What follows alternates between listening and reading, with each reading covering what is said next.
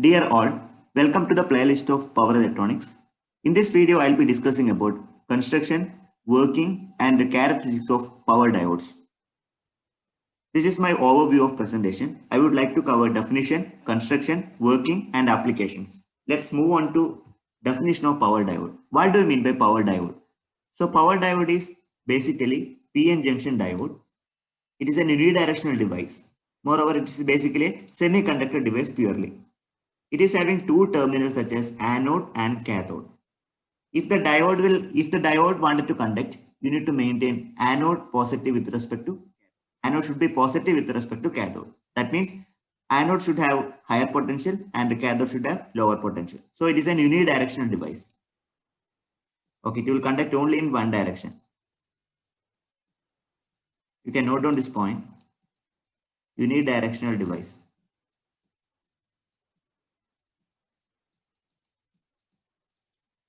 Moreover, power handling capability of this power diode is very much high as compared to the signal diode. So that's a specialty. Okay, so this is the basic information about power diode. So one of the example of power diode is MUR 1560. You can get the details from internet. You can directly download and understand the details. If you observe the data sheet, you will come to know the high power handling capability and operating temperature, heat sink requirement, everything will be available. So you can download and just check it out. This is one of the most useful power diode in the area of DC-DC converter or inverter design. So whatever it may be, it is really useful. Okay, this is the basic information about power diode. So let me move on to the structure of power diode. As you can see, this is a structure, construction details about power diode. So here we are having two layers. Okay, two layers, unlike signal diode, and one junction. One junction. Okay, two layers and one junction device. Here we can see this will consider as two layers. This is one layer. This is one layer. Okay. Now this section is called another layer. So as we observe in the diagram, there are two layers, and this is actually the junction, one junction. So one junction, two layer. So we have two terminals, anode and cathode. If the diode want to conduct, anode should be positive with respect to cathode. So that's a specialty. Now let us familiar different layers. Okay. The important layer which is included in power diode is drift layer. So this is your drift layer. Very, very important. Drift layer. You can note down this point, drift layer. Or you can call epitaxial layer also. Drift layer, or you can call epitaxial layer. Both are same. It is lightly doped. It is lightly doped. Okay. Lightly doped. That is another specialty of this drift layer. You can call epitaxial layer also. You can note down the point, epitaxial layer. If you increase the drift layer, the voltage handling capability of the device will be getting increased. Okay, you can handle high voltage. So that's a specialty. Power diode can handle high voltage if you increase the thickness of drift layer, width of drift layer.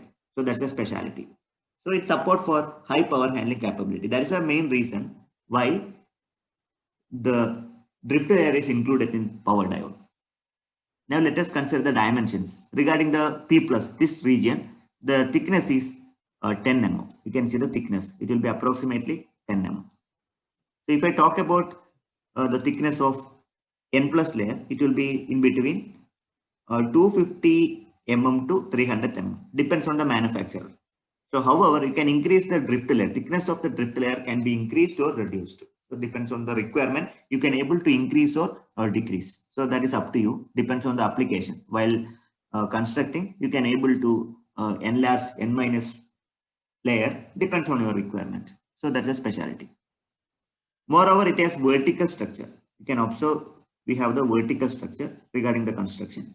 Okay. So these are the basic information about the structure of power diode. It has vertical structure. As you can see, I have written some points for your betterment. We have the vertical structure, then one junction and a two-layer device. The drift layer supports high voltage and high current handling capability. Basically, we can talk about its support for voltage handling capability. So if you increase the drift layer, is there any problem? Yes, there is a problem. If you increase the drift layer, the resistivity that will be increases. Resistivity, resistivity is given by R is equal to, resistance is given by R is equal to rho L divided by A. Okay, here rho is called resistivity. Okay, resistivity. So that resistivity, the unit is ohm meter. So resistivity, that will be depending on length and area. Okay, directly that will be influencing on length and area. If you increase the drift layer, the problem is the resistivity of the particular region that is getting increased. Because of that, on state voltage drop will be increased. So that is one of the major drawback.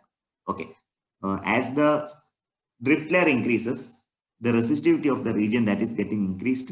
So because of that, the power loss, high on-state voltage drop will be occurring in the device. That is only the drawback. Okay. So this is the basic information regarding the structure. You can note down those points. That will be really useful. You can expect those kind of questions during Viva voce. Now I would like to discuss about working. How does power diode operate? So we have two characteristics. First quadrant, this will be second quadrant, third and fourth quadrant. Okay. So basically, this power diode will operate only in this quadrant. That means first quadrant. It will be operating in the first quadrant. So it will never operate in the third quadrant. Okay, if you operate the power diode in third quadrant, that means your device will be spoiled. It will be destructed. So, it will be operating only in the first quadrant. Okay. Initially, you will be applying anode to cathode voltage. Consider a power diode. So this is anode and this will be cathode. Initially, you will be increasing VAK. Let me call VD or VAK, whatever it may be. VD means diode voltage. It is nothing but VAK. Slowly, you will be increasing VAK. Initially, there won't be high growth of current. So once it is reaches to cut-in voltage, this I will be calling cut-in voltage. Cut-in voltage. Once it is reaches to cut-in voltage, definitely the device start connecting. Okay, for example, if it is silicon power diode, cut-in voltage will be assumed as 0.7 volt. 0.7 volt. Okay, so that is representing this point. This region is representing on-state voltage drop. Okay, on-state voltage drop. You can call forward conduction drop also. So this is regarding forward characteristics. If I talk about the reverse characteristics, if you apply reverse voltage, that means anode must be negative and cathode must be positive. If you are applying reverse voltage, what is going to happen? Okay, so let us see how it operates. If you are applying reverse voltage, so reverse leakage current will flow through the diode. Okay, so once it reaches to the peak value, reverse peak, the device gets saturated. So please don't operate the device in third quadrant. So it will operate only during the first quadrant. That's the speciality. Okay. So this is the operation of power diode. This is the operation is closely similar to signal diode. You must have familiar about the characteristics of signal diode, but only the difference is we are going to add drift layer in this region so that power handling capability will be increased. What are the applications of power diode?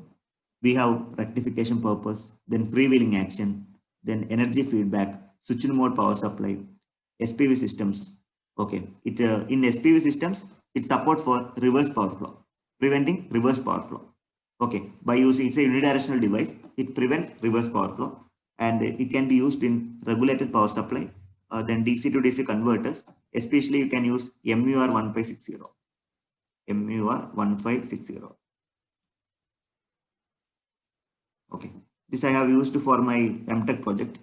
So that will be really helpful for me. Okay, that was really helpful. So that's why I am recommending this. Then inverters. So these are the various applications of power diode. Okay.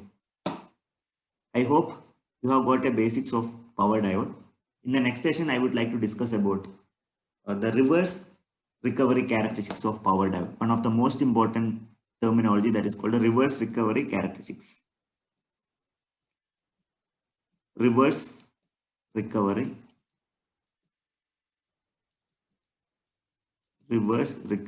characteristics.